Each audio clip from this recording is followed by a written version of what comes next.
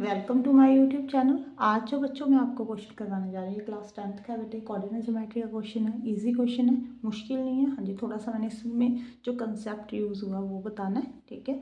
हाँ जी बेटे, देखो यहाँ पे आलोक है, वो travel from his home at the point 05। वो 05 यूपी में, मतलब कि ना यहाँ पे मेरे पास ना एक बुक है, उसमें इन्होंने ना मतलब कोऑर्डिनेट एक्सिस दिखाकर मैप दिखाया हुआ है। ये दिखा देती हूँ मैं आपको, ठीक है। ये देखो, ओके, ये रहा यूपी। यहाँ पे जो पॉइंट बन रहा है बेटे वो 05 है, ये उसका घर है। उसने तेलंगाना, ये रहा, ठीक है जी। यहाँ पे जो पॉइंट बन रहा है -6 और -7, यहाँ पे जाना है, ठीक है जी। ओके, अब assume that his travel happen in the shortest straight path. उन्होंने ये सोचा कि वो सबसे उनकी शॉर्ट जो रास्ता उस पर जाएगा, ठीक है जी। आगे find the distance he travels from his home to reach point M in Telangana. सबसे फर्स्ट क्वेश्चन जो है वो बिल्कुल ईजी है बेटे, उन्होंने डिस्टेंस बोला है, ठीक है जी। देखो यहाँ पे पॉइंट है 05, ठीक है जी। ये कोऑर्डिनेट एक्सिस है ना, ऐसे यहाँ पे चलो 05, ओके। यहाँ पे -6 और -7 है। उन्होंने बोला इनके बीच में डिस्टेंस फाइंड करना है, तो आपको डिस्टेंस फॉर्मूला लगा देना है बेटे। ये पॉइंट एम है, ये उसका घर है, तो एच मान लो। मीन्स एम एच का डिस्टेंस फाइंड करना है, तो आप क्या करोगे बेटे, देखो एम पॉइंट जो है वो 05 है, एच जो है वो -6 और -7 है। अब मैंने फॉर्मूला लिखना, मैं सीधा कर रही हूँ, 0 + 6 का स्क्वायर ऐसे आएगा ना बेटे, 5 + 7 का स्क्वायर, ठीक है जी। यहाँ पे 36, यहाँ पे 7 3 12, 144 आ गया बेटे। यहाँ पे 6 4 10, 180। अब आप इसके फैक्टर्स बना लो 180 के, देखो क्या फैक्टर्स बनते हैं, ठीक है जी। अब मैं बताती हूँ क्या फैक्टर बन सकते हैं बेटे, पॉसिबल है। यहाँ पे 9 2 18 होता है, ठीक है। 3 × 3, 9 2 18, 2 5 10। तो आपका जो आंसर आ जाएगा वो कितना आ जाएगा, 6√5 यूनिट्स। ओके, फर्स्ट पार्ट तो बिल्कुल इजी है, ओके।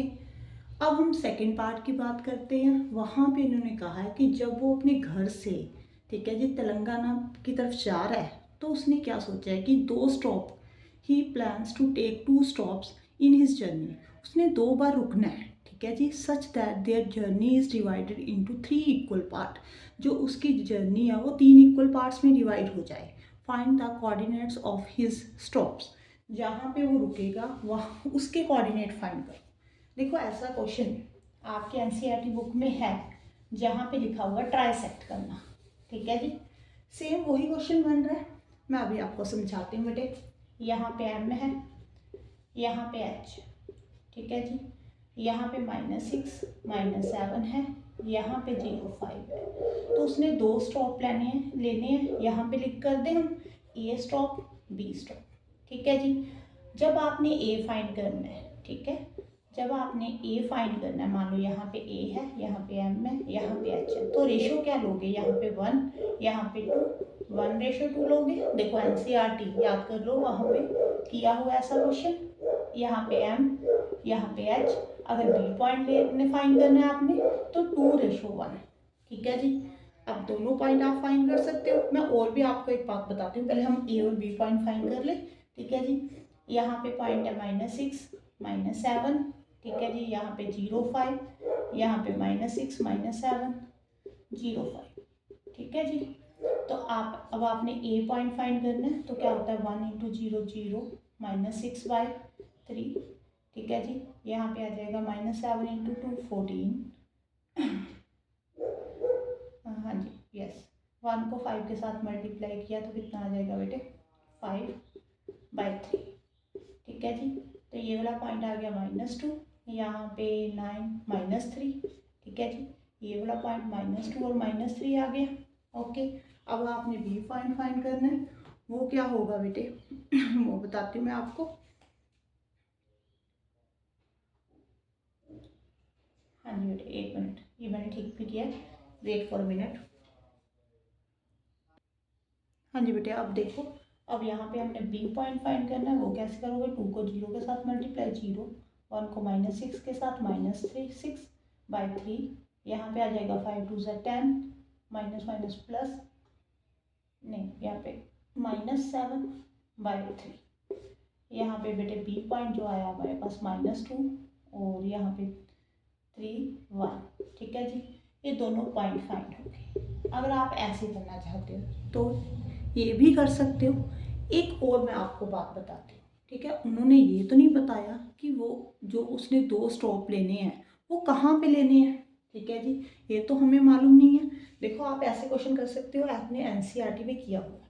अगर मैं इसको ऐसे ले लूँ, अभी बताती हूँ बेटे, ये रेज कर देती हूँ, ठीक है जी। अगर आप ऐसे नहीं करना चाहते तो आपने क्या करना है बेटे, आप ये सोच लो कि उसने यहाँ पे एक स्टॉप लेना है, ठीक है जी। इसको x मान लो, ये मिड पॉइंट है। तो मिड पॉइंट फाइंड करने का फॉर्मूला क्या होता है, -6 + 0/2 -7 + 5/2। तो कितना आ जाएगा बेटे, यहाँ पे -3, यहाँ पे -1।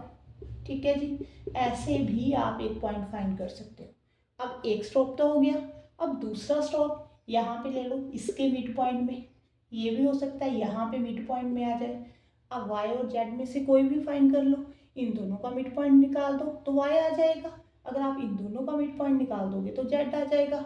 अगर आपने y निकालना है तो आप क्या करोगे, -3 + 0/2 -1 + 5/2 आ जाएगा यहाँ पे बेटे -3/2। ठीक है जी, यहाँ पे 2। अगर आपने z निकालना है तो आप इन दोनों का मिड पॉइंट निकाल लो बेटे, -6 -3/2 -7 -1/2, ये -9/2 हो गया बेटे, ये -8/2 हो गया। ठीक है जी, अब जैसे आपको ठीक लगता है आप वैसे कर लेना। ठीक है, यहाँ पे कोई ऐसा मेंशन तो नहीं किया हुआ कि हमने 1:2 और 2:1 के साथ ही निकालना है। ठीक है, कहाँ पे उसने स्टॉप लिया, हमने ये मान लिया कि एक बार उसने सेंटर में स्टॉप किया। ठीक है जी, एक बार इसके सेंटर में कर दो, अगर आप यहाँ पे करना चाहते हो तो यहाँ पे कर दो। ठीक है, मतलब कि इस लाइन के ऊपर आपने कोई भी कहीं पे भी स्टॉप किया है, ठीक है, वो पॉइंट निकालना है। आई थिंक आपको समझ में आया होगा बेटे। अगर वीडियो अच्छी लगे तो लाइक जरूर करना और वीडियो चैनल को सब्सक्राइब जरूर कर लेना बेटे। कमेंट बॉक्स में बताना कि आपको मेरी वीडियो कैसी लग रही है। Thank you for watching.